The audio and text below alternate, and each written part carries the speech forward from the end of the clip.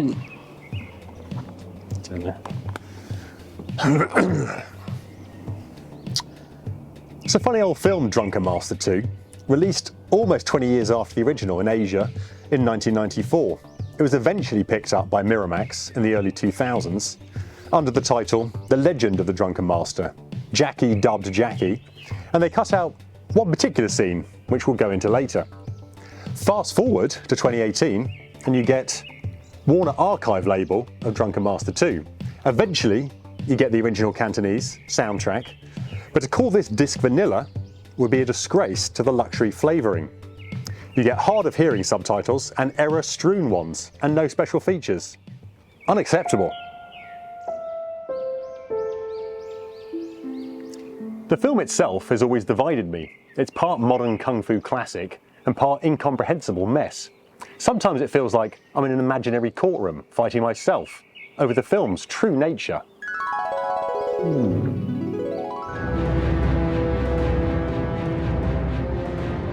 Order. We're here to hear case 1994, Drunken Master 2, Masterpiece or Mess.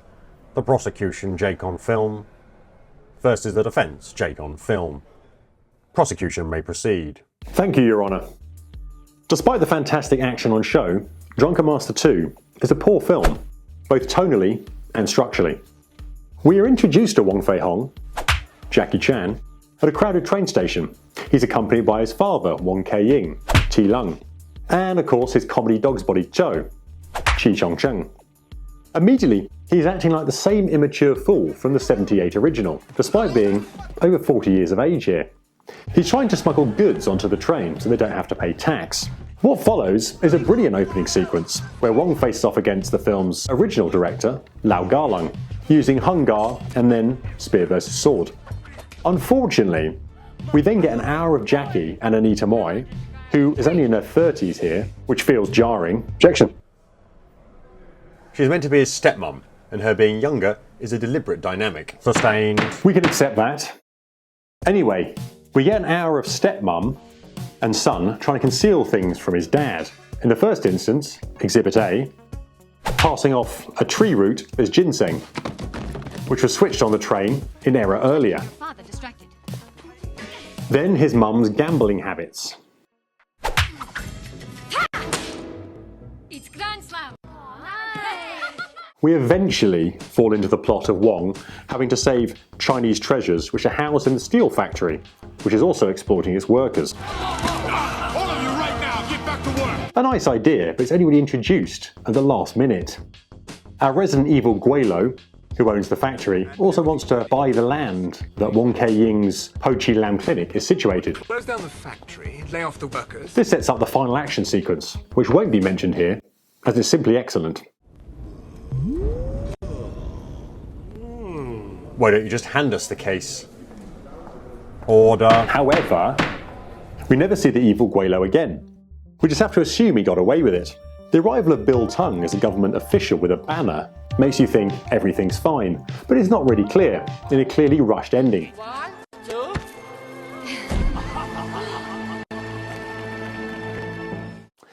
I'm afraid this also leads us on to the most egregious scene, and probably the only necessary cut but made by Miramax to a Chinese film in its history. It was removed from The Legend of the Drunken Master in 2001, where we are told Wong's brain has been affected by all the alcohol, and he is temporarily blind. Jackie then proceeds to practice kung fu as the film freezes and concludes. I know, I'm sorry. It was cut out. It was right. One thing Miramax did that was right. What can you say? This was clearly an attempt by Jackie to show the evils of alcoholic abuse. Are you seriously going to defend the scene? No, fair enough. It's pretty offensive. Order. Thank you.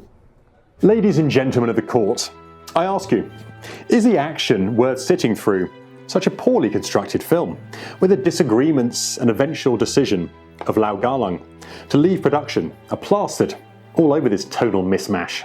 What we have here is the opportunity for the greatest kung fu film ever made, squandered, drowned in its own ginseng tea. Prosecution rests.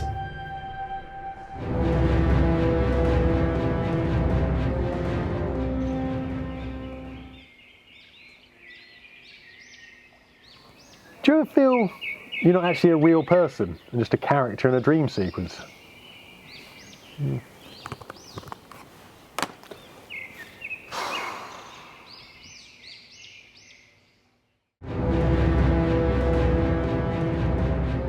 Defense.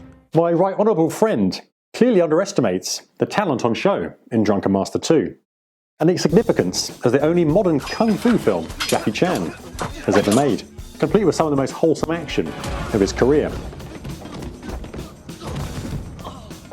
He brushed over the opening sequence where Jackie Chan fights against Lau Garlung in 3 separate locations. Firstly, under a steam train.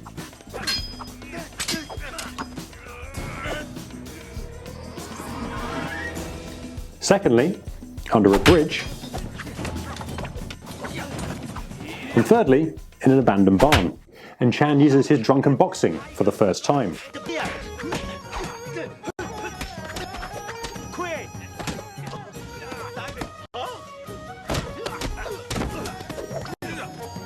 What a sequence.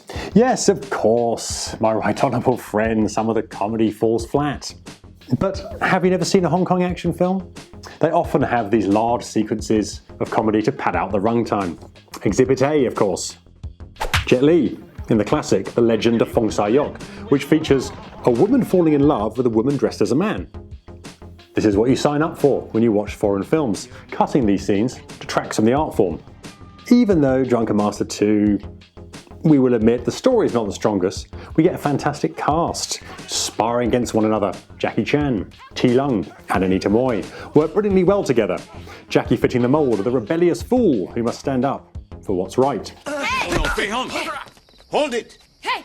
We have you surrounded! Finally, Jackie gets to let loose his drunken boxing against a group of thugs. What transpires is a wonderful mix of traditional styles with modern editing, wire work, accompanied by a great side story featuring Anita Mui throwing him expensive wine to improve his performance. Here you go, another bottle!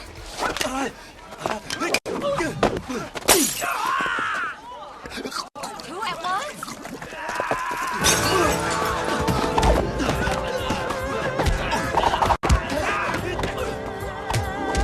Wong Fei Hong's dressing down by his dad also provides the film with the ordeal of the hero's journey, forced to come back stronger, and fueled by the return of Lau Garlung's government agent.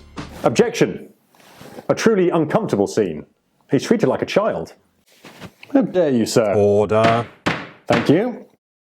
Moving on to the tea house fight, sometimes forgotten about, certainly by my right honourable friend.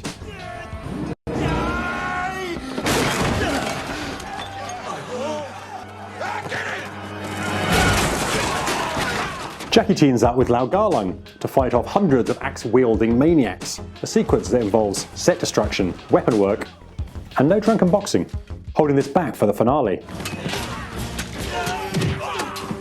Speaking of the finale, Jackie must become a hero by reclaiming lost treasures. Objection! Repeated from Dragon Lord. We've risked our lives to get our hands on this consignment of antiques. I'm not gonna let you steal it! Yeah, right! I won't let you either! Order. Control yourself, man. Jackie Chan takes on a French fighter with a chain before taking out a bunch of lackeys.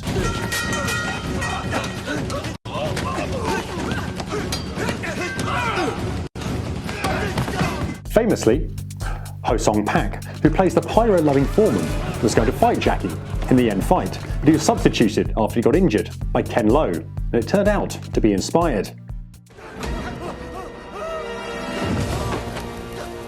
Jackie Chan's bodyguard unleashes a barrage of deadly lead strikes with a speed and ferocity not really seen before or since. Like all Jackie Chan's best end fights, he's the underdog and looks no match for Ken Lo.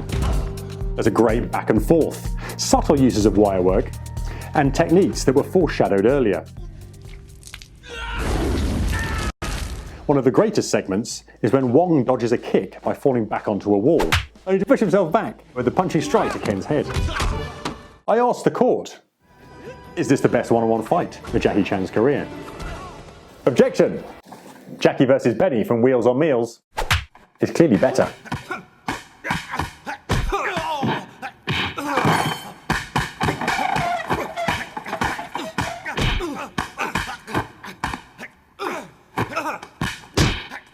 Maybe.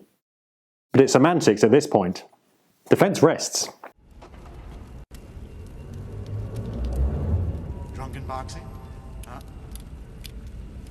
Well, what do you say? Come on!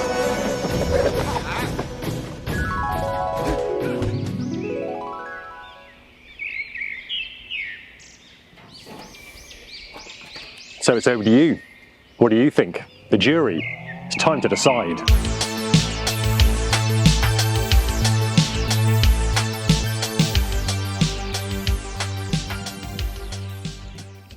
All right.